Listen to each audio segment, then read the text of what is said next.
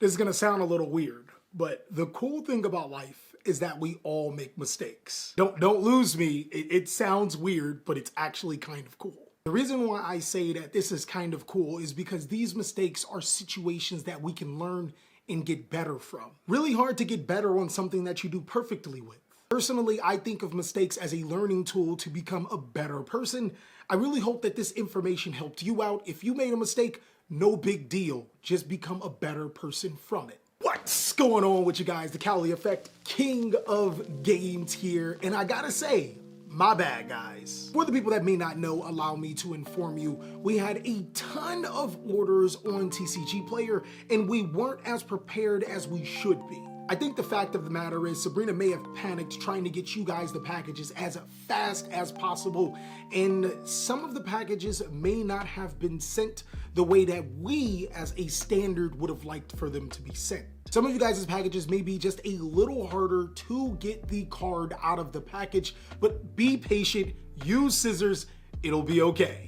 With that being said, the fault is still on me. I should have gave Sabrina way more supplies than she had. Maybe she wouldn't have panicked trying to get you guys the orders on time. But with that out of the way, there is some good that comes from this. You guys are so phenomenal. You helped me realize that A, I don't need a site like TCG Player or eBay to sell cards, and I can get you the cards for cheaper because of it. Today we will be doing a claim sale stream on Twitch. I will explain it on the stream, but basically you're gonna be able to purchase cards for cheaper. And I promise guys, I'll be more prepared to get you guys the cards that you need. One thing we definitely need to be prepared for is the Lightning Overdrive set. There are some amazing game-changing cards inside of this Yu-Gi-Oh set. I personally think that it's way better than Blazing Vortex. So in this video, I'm gonna be giving you guys the cards that you should be looking out for in the Lightning Overdrive set, as well as some prices that are going to be way off the mark, but still really fun to do. Of course, if you want to see more videos like this, then make sure to destroy that subscribe button, but also be sure to hit that notification bell because, well, we just too strong. So without further ado, let's jump on in. So one of the most interesting things about the Lightning Overdrive set is that it's more geared towards supporting older archetypes than newer. Some of the older strategies are going to become a lot more competitive because of the set.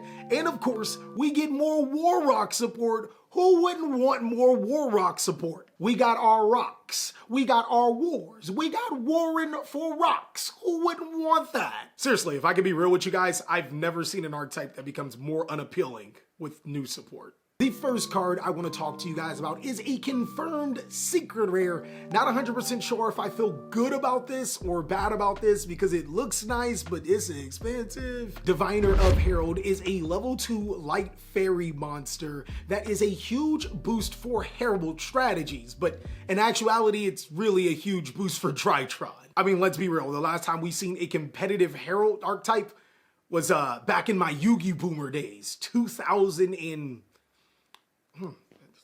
what? Back in my day. It was one of those days. Now, for the people that don't know what Diviner of Herald does is when this card is normal summoned or special summoned, you can send one fairy monster from your deck or extra deck to the graveyard. And if you do, increase this card's level by that monster's level until the end of the turn. If this card is tributed, you can spell summon level 2 or lower fairy monster from your hand or deck, except for Diviner of Herald. Now, of course, you can only use each effect of Diviner of Herald once per turn. I'm not sure if Konami has necessarily cracked the formula or doesn't know when they're gonna learn. If you put a foolish burial on a monster, it's probably busted. Not only does Diviner of Herald allow you to send fairy monsters from your main deck, it can send monsters like Herald of Arclight from your extra deck to the... Herald of Arclight is a Herald monster, oh my god. It took me this long to realize that Herald of Arclight is a Herald monster. This makes sense. Regardless, sending Herald of Arclight from your extra deck to the graveyard will net you the ability to be able to add a ritual monster to your hand. This is huge for the Tritron strategy, as now they can search any ritual monster that they want to their hand. The level modification is also extremely nice, making it a level 6. Tritrons are able to summon another level 6 monster to their side of the field to make Beatrice the Eternal Lady. This allows them to send Eva from the deck to the graveyard, which searches more Diviner of Heralds and Herald of Orange Light. So is it called Herald Drytron or is it still Drytron? We're playing a lot of Herald cards, right? Herald of Diviner is a huge boost for the Drytron strategy. It potentially puts them back into the tier 1 status. If you were to ask me a particular price when the dust settles for Diviner, I can see this card being as cheap as $30, but hypothetically, if the deck is competitive, maybe $60. It's really hard to judge sometimes. One thing I don't see is Herald of Diviner being a $100 card, and I feel like we're gonna have to meme this very soon if it happens. Now, Drytron isn't the only older archetype to receive support. Warrock got so much support. Let's skip it. An MVP for this set would have to immediately go to Scrap Raptor. Now, Scrap Raptor is a level 4 dinosaur monster that oddly has scrap in its name. Why does it have scrap in its name? I don't understand. I understand what scrap in its name means, but it's a dino. It's dino support. I'm sorry, scrap players, all 4 of you guys, you're gonna have to sit back for me talking about dino. Basically, what Scrap Raptor does is you can target one monster you control, destroy it. Also, you can normal summon one scrap monster during your main phase this turn in addition to your normal summoner set. If this card is destroyed by the effect of a scrap card and sent to your graveyard, you can add one scrap factory or one non-tuner scrap monster from your deck to your hand. You can only use each effect of Scrap Raptor once per turn. Scrap Raptor allows you to destroy monsters on your side of the field like Baby Sabersaurus and Petite Pteranodon. This can trigger those effects to be able to special summon dinosaur monsters from your deck, but also Scrap Raptor can attempt to destroy a normal dinosaur monster on your side of the field and protect it with Lost World, meaning that you can destroy a Baby Sabersaurus or Petite Pteranodon from your deck. There's also the benefit of an additional normal summon of a scrap monster. Oh, Konami, you messed up so bad. You would think that that would incentivize us to play this inside of a scrap deck until you realize that there is no missing clause that you can't summon Scrap Raptor from your hand to your side of the field with the effect of Scrap Raptor. So basically what I'm saying is that this literally unbricks your hand of having multiple Scrap Raptors by giving you a free Evilsaur, Loki, or Dalka. Yeah, we'll take that. I don't think I have to disclose the price for Scrap Raptor. The most expensive that this card could ever be is $1, especially since Konami doesn't short print main sets, contrary to some people's beliefs. Now, while Dino players are extremely excited not to have Scrap Raptor as a common, I'm slightly upset that this particular card isn't a secret. I mean, or at least an ultra. It would have looked really cool as those rarities. TriBrigade, Bear Brum, the Rampaging Rampager, the Rampaging Rampager, the Rampant Rampager, the Link 2 TriBrigade monster. May seem like an underwhelming Link 2 monster for the TriBrigade strategy until you start reading its effects. What this BBW requires is 2 TriBrigade monsters, and what it does is that you can discard 2 cards from your hand, then target one of your banished BBW monsters, special summon it. If this card is sent to the graveyard, you can activate this effect. You cannot special summon monsters for the rest of the turn except for TriBrigade monsters. Also, add one TriBrigade spell or trap card from your deck to your hand, then place one card from your hand to the bottom of your deck. You can only use each effect of TriBrigade, Bear Brum, the Rampant Rampager once per turn. Now, for the people that don't know what BBW is, it's Beast, Beast Warrior, and Winged Beast. Not gonna say the other thing. Gotta keep you guessing. And for the people that don't know, shame on you. This card may seem a little underwhelming at first until you realize that you kind of want those cards in the graveyard and you get a free monster to your side of the field. Also, this card searches one of the most powerful cards for the TriBrigade strategy in TriBrigade Revolt, a card that allows you to summon a free Link monster on your opponent's turn, like Charade, to give them a free banishment. TriBrigade is already an extremely competitive deck, and this is the card that pushes them further into competitive relevancy. I would not sleep on this card as we finally have a BBW TriBrigade monster.